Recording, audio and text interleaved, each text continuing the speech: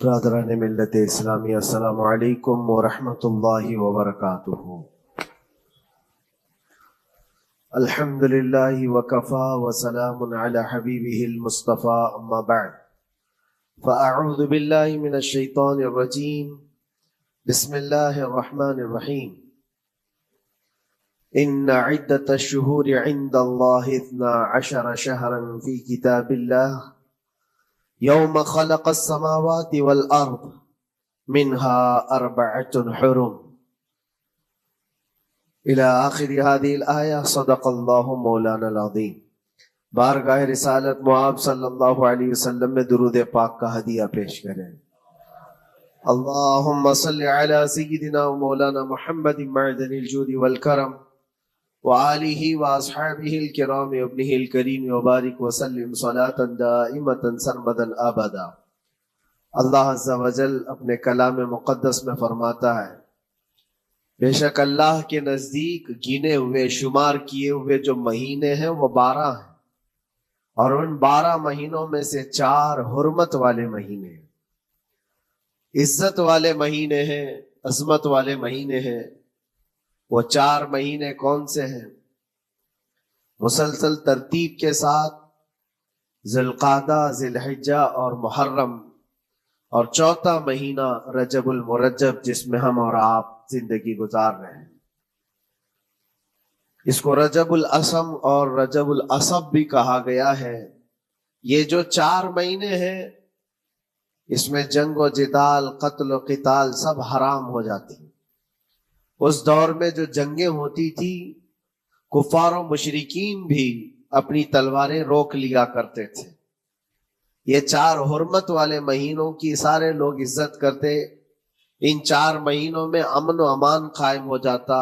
جیسے 2 قبیلوں میں جھگڑے ہیں، فساد ہے، اور ایک دوسرے سے جنگ پر ہمیشہ آمادہ رہتے ہوں، لیکن ان 4 مہینوں کے اندر امن قائم ہو جاتا تھا، راستے کھل جاتے تھے۔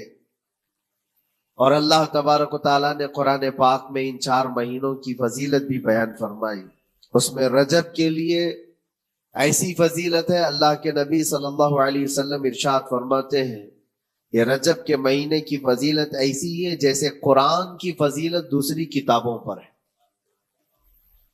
دوسری کتابوں میں جس طرح سے افضل قرآن ہے، اس طرح سے رجب المرجب تمام مہینوں میں افضل ہے۔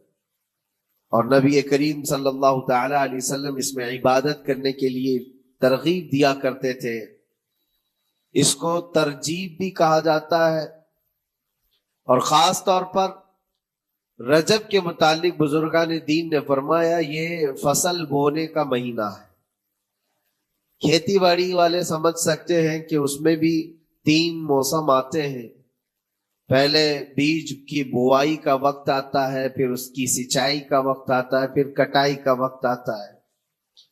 تو رجب کا مہینہ یہ فصل بونے کا مہینہ ہے نیکیوں کے، اور شعبان کا مہینہ اسے پانی دینے کا ہے، اور رمضان کا مہینہ فصل کاٹنے کا مہینہ ہے۔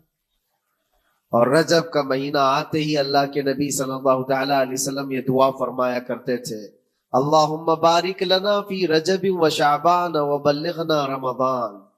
سب کو یہ دعا بھی کرنی چاہیے۔ حضور اکرم صلی اللہ تعالی علیہ وسلم یوں عرض کرتے کہ اے اللہ، رجب اور شعبان میں تو ہمیں برکت عطا کر اور ہماری زندگی کو رمضان تک پہنچا دے۔ اب رجب آپ نے دیکھ لیا ہے تو اب کثرت سے یہ دعا کرو کہ مولا اس زندگی کا رمضان ہم سے جانے نہ پائے، رمضان تک ہماری سانسوں کو پہنچا دے۔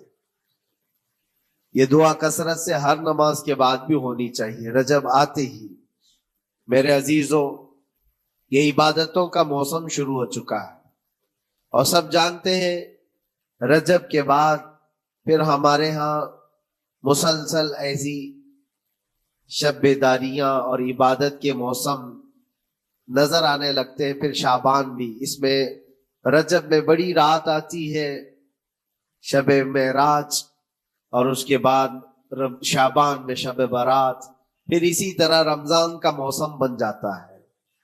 تو اب یہ موسم بنانے کا وقت آ چکا ہے۔ تو سب سے پہلی چیز یہ ہے کہ میرے عزیزوں، فصل کے بونے کے لیے کن چیزوں کی ضرورت ہوتی ہے؟ اس چیز کا خیال رکھیے، بیج اگر کھوٹا ڈالے ہو اور ویسی ہی فصل آنے کا انتظار کرو گے تو پھر نہیں ہوگا۔ بیج کو کھرا اور خالص ہونا چاہیے۔ جو نیکیاں کرنا چاہ رہے ہیں اس کو صاف ستھرے اچھے ماحول میں کیے جانے چاہیے۔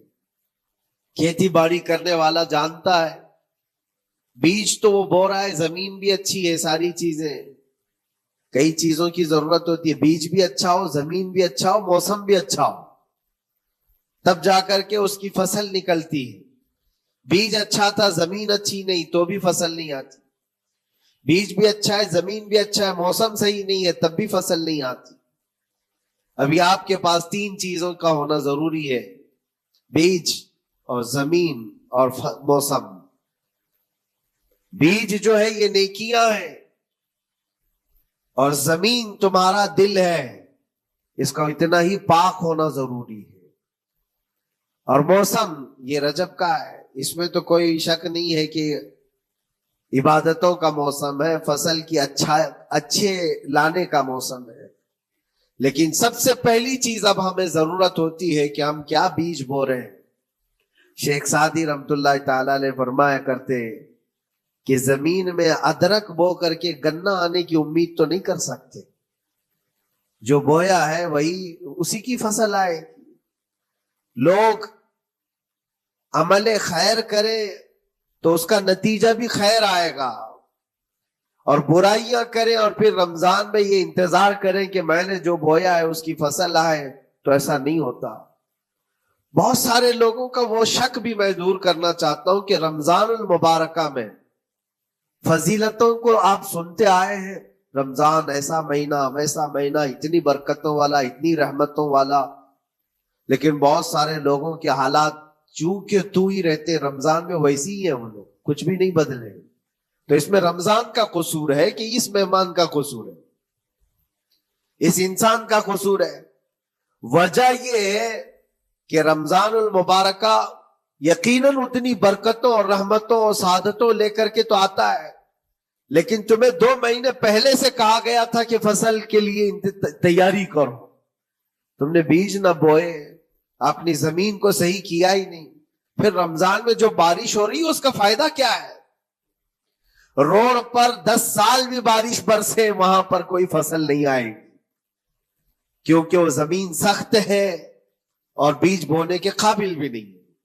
رمضان المبارکہ میں رحمتوں کی جھماجھم بارش تو ہوتی ہے، لیکن دل اگر سخت ہے گناہوں سے تو اس بارش کا کیا اثر ہوگا اس پر؟ اسی لیے دلوں کی نرمی یہاں سے شروع کریں، رجب المرجب سے۔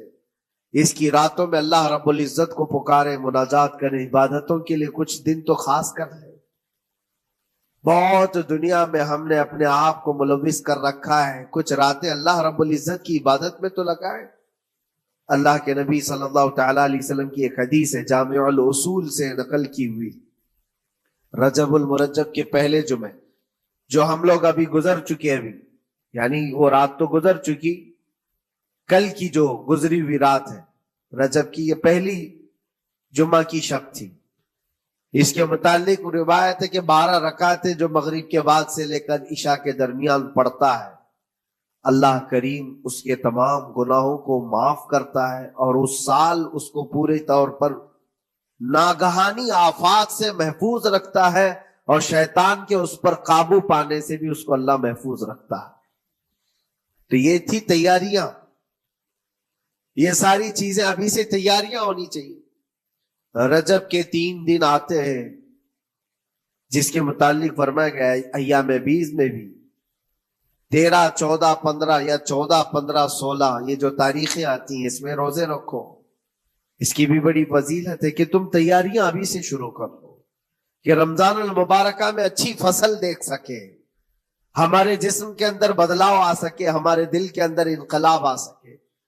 اور تیاری یہاں سے نہ کر کے صرف رمضان میں ہی امید لگائے بیٹھتا ہے تو میرے عزیزوں کچھ تو صفائی کی ضرورت ہوتی ہے۔ آپ نے اگر زمین خریدی کھیتی باڑی کی غرض سے اور گئے، وہاں جاتے ہی آپ نے سوچا کہ اس میں فصل آ جانی چاہیے، تو کسانوں سے پوچھو تو بتائیں گے آپ کو نہیں، زمین کو پہلے صاف کرنا پڑتا ہے. کچرے ہوں گے اس کے اندر بہت سارے، ہل چلاؤ یا کسی بھی طرح سے اس کو صاف کرو. صاف کرنے کے بعد پھر یہ بھی کسان کہتا ہے کہ زمین کو تھوڑا ڈھیلا کر دو، بڑے بڑے ڈھیلے ہوں تو اس کو توڑ دو اور مٹی نرم ہو جائے. اور اس کے بعد پھر کسان کہتا ہے تھوڑا پانی بھی چھڑکاؤ کرو، گیلی ہو جائے، تب جا کر کے تم اس پر بیج بو.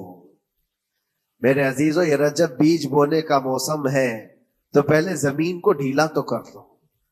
زمین کے اندر جو کچرے ہیں اس کو نکال تو دو. دل کے اندر جو وسوسے بھرے ہوئے ہیں، گناہوں کے خیالات بھرے ہوئے، اس کو پاک تو کر دو. اس کو پاک کرنے کے لیے اللہ کریم کی بارگاہ میں آ کر گڑ گڑاؤ. تمہارا ایک آنسو تمہارے تمام گناہوں کو اور اللہ کے غضب کو ٹھنڈا کر دیتا ہے.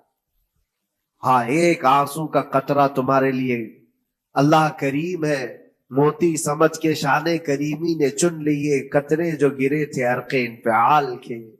امام غزالی رحمت اللہ تعالی علیہ نے لکھا ہے کہ آج اللہ تبارک و تعالیٰ کی رحمت کو اپنی طرف مائل کرنے کے لیے اگر تم کچھ کر سکتے ہو تو بس یہ ہے کہ دنیا رونے اور گڑ گڑانے سے نہیں مانتی، لیکن مولا کریم بندے کے ایک مرتبہ سجدہ کر کے اسے پکارنے سے فوراً قبول کرتا.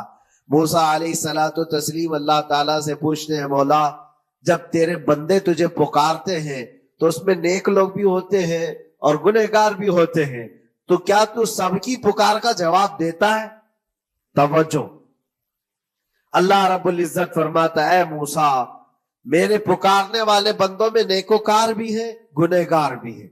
ہاں، نیک بندہ جب مجھے پکارتا ہے یا ربی، تو میں جواب میں کہتا ہوں لبیک یا عبدی، اے میرے بندے میں حاضر ہوں، بتا تیری کیا حاجت ہے. پھر موسیٰ علیہ السلام پوچھتے ہیں کہ مولا یہ تو نیک بندہ جب پکارتا ہے تو کہتا ہے لبیک یا عبدی، اور جب گنہگار پکارتا ہے تب کیا کہتا ہے؟ رب تعالیٰ فرماتا ہے جب میرا گنہگار بندہ مجھے پکارتا ہے یا ربی، تو میں اس کے جواب میں 70 بار لبیک یا عبدی کہتا ہوں. ایک بار پکارے 70 بار جواب. ایسا کیوں ہے؟ تو فرماتا ہے میرا رب نیکوکار کو اس کی نیکیوں پر بھروسہ ہے کہ اللہ معاف کرے، اور گنہگار کو صرف میری رحمت پر بھروسہ ہے. اس کے پاس ہے کچھ نہیں، اس کے آس پاس وہ نظر ڈالتا ہے میں نے کوئی ایسی نیکی رکھی نہیں ہے، صرف اللہ رب العزت کی رحمت ہے جو مجھے معاف کر سکتی ہے. وہ مجھ پر یقین کر کے پکارتا ہے، اس لیے اس کے سوال کا میں بار بار جواب دیتا ہوں. عزیزان گرامی وقار، اقبال نے سچ ہی کہا تھا، ہم تو مائل بکرم ہے کوئی سائل ہی نہیں. یہ رب تبارک و تعالیٰ کی طرف سے ہے کہ اللہ تبارک و تعالیٰ کرم پر کرم کرنے کے لیے موقع عنایت کرتا ہے. یا بندے کو آنے کا موقع ہی نہیں ہے، بندہ آنا نہیں چاہتا ہے. اس سے پہلے کہ تمہارے ساری چیزیں بند ہو جائیں، دروازے ختم ہو جائیں، اللہ رب العزت کی بارگاہ میں آؤ اور اسے پکارو. یقیناً یہ تمام چیزیں تمہاری زندگی میں انقلاب لاتی ہیں، بہت بڑی تبدیلی لاتی ہیں. عزیزان گرامی، پھر میں یہ عرض کرتا ہوں کہ رجب کے اس مہینے میں دل کو نرم کرنا بہت ضروری ہے. دلوں کی سختیاں آج گناہوں کی طرف مائل کرتی ہیں. ہمارا دل سخت ہے یا نرم ہے، اس کو پہچاننے کے کئی تھرمامیٹر دیے گئے ہمارے پاس. چیک کرو ہمارا دل کس پوزیشن میں ہے آج. امام غزالی فرماتے 3 علامتیں ایسی ہیں جس سے پتہ چل جاتا ہے انسان کا دل سخت ہے یا نرم ہے، بیمار ہے یا صحت یاب ہے.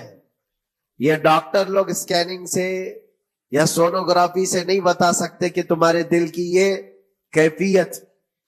کیسے اس کو اہل بصیرت سمجھ سکتے؟ فرماتے ہیں کہ اگر مسجد میں زیادہ دیر تک بیٹھ نہیں پاتا تو سمجھ لو اس کا دل بیمار ہے، اس کا دل سخت ہو چکا ہے، اس کو مسجد میں بیٹھنے نہیں دیتا. یہی دل ٹیلی ویژن کے سامنے 3 گھنٹے بیٹھے، اس کو کچھ بھی اکتاہٹ نہیں آتی، موبائل پر گیم کھیلتا رہتا ہے. 4 گھنٹے گزر گئے کہ 5 گھنٹے گزر گئے اسے پتہ ہی نہیں. آج ایک سروے کے مطابق ہر انسان جو موبائل چلاتا ہے اس میں 18 گھنٹے وہ بزی ہے دن کے. کئی جگہوں پر ایسے حالات آئے 18 گھنٹے دن میں ہوتے ہی ہے 24 گھنٹے، جس میں 6 گھنٹے اگر آرام کے نکالے تو باقی پورے 18 گھنٹے کیسے انسان بزی رہ سکتا ہے؟ اس میں کھانا بھی ہے، پینا بھی ہے، حاجتیں بھی ہیں. لیکن سروے کے مطابق یہ بھی بات آئی ہے کہ 18 گھنٹے کنزیوم کرتے ہیں. میرے عزیزوں، اس میں کوئی اکتاہٹ اور اس میں کوئی ملال نہیں آتا، بیزارگی نہیں آتی. اور اللہ کے گھر میں یا فرض سے نماز سے ابھی سلام پھیرا کیا کہ بھاگنے کی تمنا ہوتی ہے. کئی جگہوں پر تو ایسا ہے. اسی لیے اللہ کے نبی صلی اللہ تعالی علیہ وسلم کی ایک حدیث میں سناتا ہوں. ارشاد فرماتے 2 چیزیں کسی منافق کے اندر جمع نہیں ہو سکتی. 2 چیزیں منافق آدمی کے اندر آ ہی نہیں سکتی. وہ کیا چیزیں؟ حضور پاک صلی اللہ تعالی علیہ وسلم فرماتے ہیں اچھے اخلاق منافق کے اندر نہیں آتے، اور اللہ کی اور اس کے رسول کی ہر بات پر یقین یہ منافق کے اندر نہیں آ سکتے. اور منافق کی یہ علامتیں بتاتے بتاتے میرے نبی نے فرمایا دیکھنا کہ مسجد میں منافق سب سے اخیر میں آئے گا اور سب سے جلدی بھاگے گا. اس کا دل نہیں لگتا، دل سخت ہو چکا ہے. اور بازار میں سب سے پہلے جائے گا اور سب سے لاسٹ میں نکلے گا. بازار اس کے دل لگنے کی جگہ ہے، اس کے وہاں پر تفریح کی جگہ ہے. اور مومن کی علامت یہ فرمایا کہ مومن مسجد میں جلدی آتا ہے اور دیر سے جاتا ہے، اس کا دل لگا رہتا ہے. اور مومن بازار میں لوگوں کے شروعات میں نہیں، اپنی ضرورت کے مطابق گیا اور نکل آیا. اور فرماتے میرے آقا صلی اللہ علیہ وسلم روئے زمین پر سب سے اچھی جگہوں میں سے کوئی جگہ ہے تو اللہ کا گھر ہے، مسجد ہے. اور سب سے بری جگہوں کے متعلق فرمایا بازار ہے. اب یہاں پر دلوں کے متعلق میں عرض کر رہا ہوں کہ کس کا دل کس پوزیشن میں ہے، اسے آج خود آزما لینا چاہیے. دوسری علامت امام غزالی فرماتے ہیں قرآن پاک کھولے گا وہ صفحہ 2 صفحہ سے زیادہ پڑھ نہیں پائے گا، بند کرنے کا دل کرے گا. یہ تو چھوڑو اٹھانے کے بعد پڑھنے نہ پڑھنے کی بات ہے، کچھ تو چھونا بھی نہیں چاہتے، اٹھاتے ہی نہیں. سال پورا ہو گیا تو قرآن پکڑتے نہیں، تو پھر دل کی کیفیت کیا ہو چکی ہوگی؟ دل کیسا مریض ہوگا؟ بعض لوگ ہم سے یہ کہتے بھی تھے کہ حضرت پڑھنا تو آتا نہیں، کیا کریں گے قرآن کا؟ کہا اٹھانا تو آتا ہے. میں نے ان سے پوچھا قرآن اٹھانا تو آتا ہے، جب قسم کھانے کی بات ہوتی ہے تو کیسے قرآن اٹھا لیتے ہو، سر پہ رکھ لیتے ہو؟ اسی طرح سے قرآن کو ہی اٹھا کر کے سینے سے لگا کر اللہ کی بارگاہ میں دعا کرو کہ مولا میرے دل کے دروازے کھول دے. اور قرآن کوئی سخت چیز نہیں ہے. اللہ وعدہ فرما رہا ہے ہم نے قرآن یاد کرنے کے لیے آسان بنایا ہے. کوئی یاد کرنے والا؟ وہ خود قرآن تمہارے دل میں اتر جائے گا. کوشش کرو. دل کی بیماری کی 2 علامتیں میں نے بتایا. اگر بیمار دل ہے تو زیادہ یہاں بیٹھ نہیں سکتا اور زیادہ دیر قرآن پڑھ نہیں پاتا. تیسری بات فرماتے ہیں کہ تیسری علامت یہ ہے کہ ہمارا دل اگر سخت ہو چکا ہے تو جیب میں پیسے ہوں گے لیکن کوئی مانگ رہا ہوگا اللہ کے نام پر، دینے کی طبیعت نہیں کہیں، دینے کی طبیعت نہیں کرتی. اور یہ چیز ہاتھ اٹھانے کو تمہارا دل نہیں کرتا تو سمجھ جاؤ کہ دل بیمار ہے. اور دل کی بیماری لے کر کے اگر کوئی رجب میں سوچتا ہے کہ میں بیج بوؤں گا تو کیا فائدے کا؟ زمین سخت ہے، زمین سخت ہے اور اس پر بارش بھی ہوگی تو کچھ فرق نہیں پڑتا، فصل نہیں آئے گی. دل کو نرم کرو. اور ایک علامت میں بتاؤں،